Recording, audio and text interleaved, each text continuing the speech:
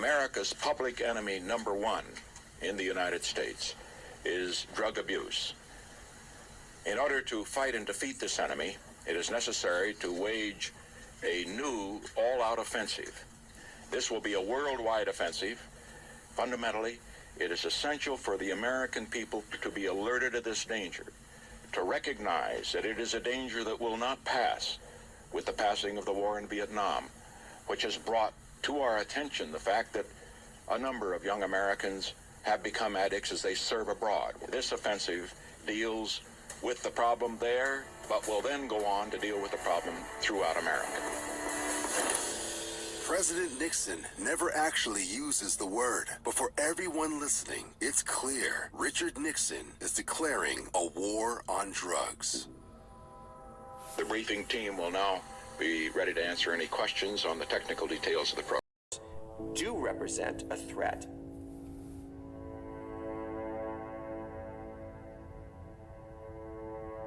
If you got a war on drugs, is it not a war on the people that are supplying the drugs? Or is it only a war on the victims of the drug war? That was the hypocrisy. And children, and gave her absolutely no dimension, even in telling that story. She just sort of appeared out of nowhere, some loser smoking crack, throwing her kids away. We don't know anything else about her. Here's a story about a girl who was drinking on the app. It might be your mama, but don't you laugh.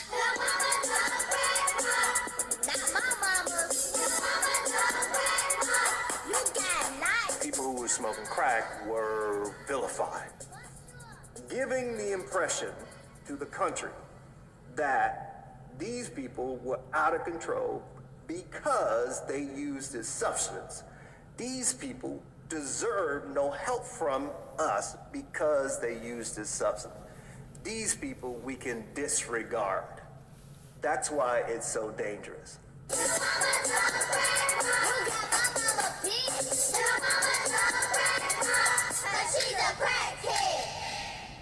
As soon as you say that somebody uses crack, you don't have to talk about anything else. You don't have to talk about the jobs that have been lost. You don't have to talk about whether somebody's been sexually assaulted and they're self-medicating.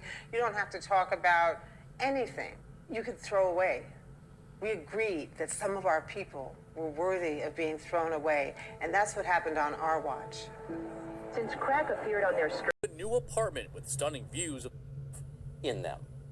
At the same time, politicians suddenly had access to a massive new source of cash. Taxpayer money, many billions in taxpayer money, for something called homelessness prevention. Now, what is homelessness prevention? Well, of course, it's the opposite of what they call it, as always. Here's Seattle's interpretation of homelessness prevention.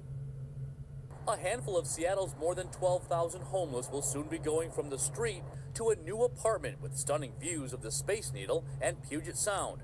Using part of its share of the $1.9 trillion COVID relief package, the city bought 3 brand new apartment buildings for $50 million for 165 homeless, a price of $300,000 per unit. In Los Angeles, Skid Row is about to get a new neighbor, a 19-story high-rise for homeless, costing taxpayers $160 million or $580,000 per unit. Thanks, Jen. HHS just put out a statement clarifying around some reports that crack pipes are not going to be part of the safe smoking kits that are funded by the administration. But can you clarify for us, were they never a part of the kit, or were they removed in response to this reporting and this pushback? They were never a part of the kit. It was inaccurate reporting, and we wanted to put out information to make that clear. What is in the safe smoking kit? A safe smoking kit may contain alcohol swabs, lip balm, other materials to promote hygiene and reduce the transmission of diseases like HIV and hepatitis. I would note that what we're really talking about here is steps that we're taking as a federal government to address the opioid epidemic, which is killing tens of thousands, if not more, Americans every single day, week, month of the year. We put out this statement, though, because there was inaccurate information out there, or I should say HHS put out this statement because there was inaccurate information out there, and we wanted to provide clarification on the allowable uses for the HHS harm reduction program. It's not a change in policy.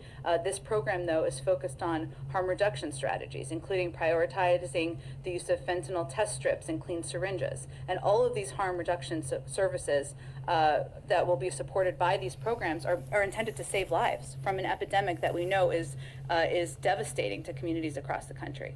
And then, so just for a final. It seems. Just want to start off by giving our praises to Yahweh, Ba'ashem, Yahweh Shah, Ba'ashem, Rakah Kadesh. Double honors to the elders and apostles of Great Millstone that taught me this truth. Alright. You see, it seems like everything changed when the image of a drug addict went from being this to more like this. Alright.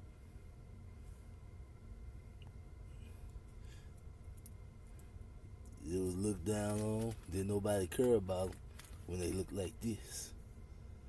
But now that they look like this, it's a different story.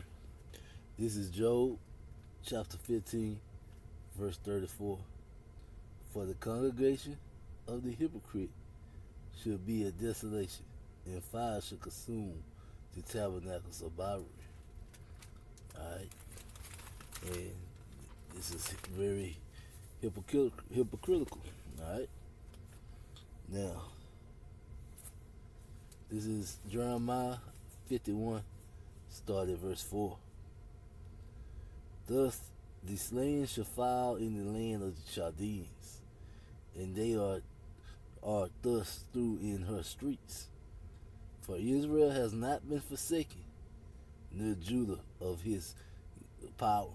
Alright, and we know Judah, the southern kingdom of the Lord of hosts, though their land was filled with sin against the Holy One of Israel. Alright. Flee out of the midst of Babylon. And we know America is Babylon the Great. And deliver every man his soul. Be not cut off in her iniquity. Alright. So be not cut off in her iniquity. For this is the time of the Lord's vengeance, and he will render unto her a recompense. Alright. Babylon has been a golden cup in the Lord's hand, and has made all the earth drunken. The nations have drunken of her wine, therefore the nations are mad. Everybody brought into the philosophies and all these wrong and backwards ways that Babylon supports. Babylon is suddenly fallen and destroyed. Howl for her. Take balm for her pain. So if so be, she might be healed. We would have healed Babylon, but she is not healed. Forsake her and let us go, everyone, into his own country. For her judgment reaches into the heavens and is lifted up even to the skies.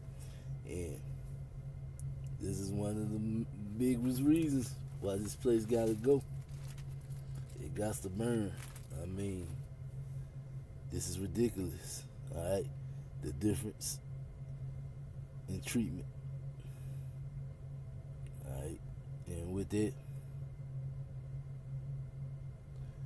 Shalom. Anybody makes me mad. Little kids doing drugs, it turns my stomach. That stuff hurts.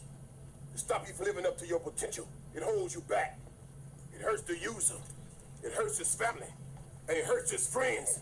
I just want to shake some sense into you kids that are using drugs and thinking about using.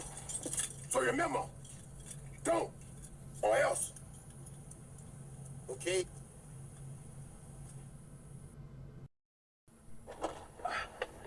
Kid, I really want to let kids know that illegal drugs are bad news. Yes, David, it's true. Over 100,000 teenagers were admitted into hospitals last year because of drugs. Yeah, but I'm talking about kids' futures. Did you know that marijuana can affect a person's physical and sexual growth? Yes, that's quite accurate.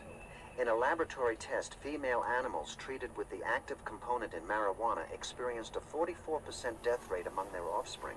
This is much more important than facts and figures. What kids should know is that marijuana has got more cancer-causing agents than tobacco, and a lot of young kids use drugs on a daily basis. Actually, Michael, the fact is that 1 in 18 high school seniors smokes marijuana daily. And then there are the occasional users which account for... Get this through your CPU. They don't care about statistics. You know, you're right. I've got it. Just tell them illegal drugs are bad, so don't mess with them. Illegal drugs are bad news. Don't mess with them.